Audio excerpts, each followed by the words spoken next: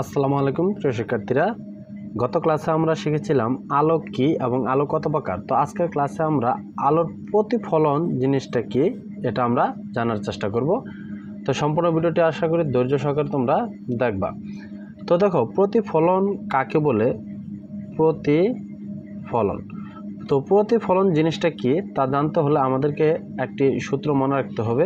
তা হলো, আলোক রশ্মি যখন এক মাধ্যম দিয়ে চলতে চলতে অন্য একটি মাধ্যমে প্রবেশ করে, তখন দুই মাধ্যমের বিভেদতল হতে কিছু পরিমাণ আলো আবার প্রথম মাধ্যমে ফিরে আসে। আলোর এই ফিরে আসার ঘটনাটাকেই মূলত আলোর প্রতিফলন বলে। তো বিষয়টাকে আমরা এইভাবে চিন্তা করতে পারি। ধরো, একটা মাধ্যম হচ্ছে বায়ু আর একটা মাধ্যম হচ্ছে কাঁচ। তো এই দুইটি মাধ্যম হতে ধরো এটা হচ্ছে কাঁচ। তো এই বায়ু মাধ্যম দিয়ে একটি আলোক রশ্মি তোমার কাঁচ মাধ্যমে আপতিত হয়ে আবার বায়ু মাধ্যমে ফিরে গেল। তো এই যে আলো দেখো, একটি মাধ্যম দিয়ে চলতে চলতে যখন দ্বিতীয় কোনো একটি মাধ্যমে আপতিত হয়, তখন এই যে দুইটি মাধ্যম, এটা হচ্ছে কাঁচ মাধ্যম এবং এটা হচ্ছে বায়ু মাধ্যম।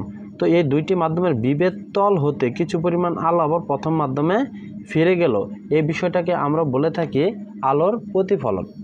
তো আলোর প্রতিফলন কাকে বলে? যে আলোক রশ্মি এক মাধ্যম দিয়ে চলতে চলতে যখন আরেকটি মাধ্যমে আপতিত হয়, তখন দুই মাধ্যমের বিভেদতল হতে কিছু পরিমাণ আলো আবার প্রথম মাধ্যমে ফিরে যায়।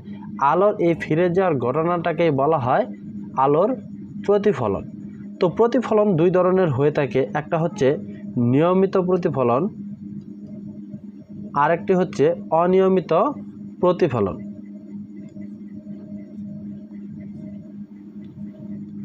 তো এই দুইটি নিয়মিত প্রতিফলন কাকে বলে এবং অনিয়মিত প্রতিফলন কাকে বলে, এই দুইটি বিষয় নিয়ে আমরা পরবর্তী ক্লাসে আলোচনা করব।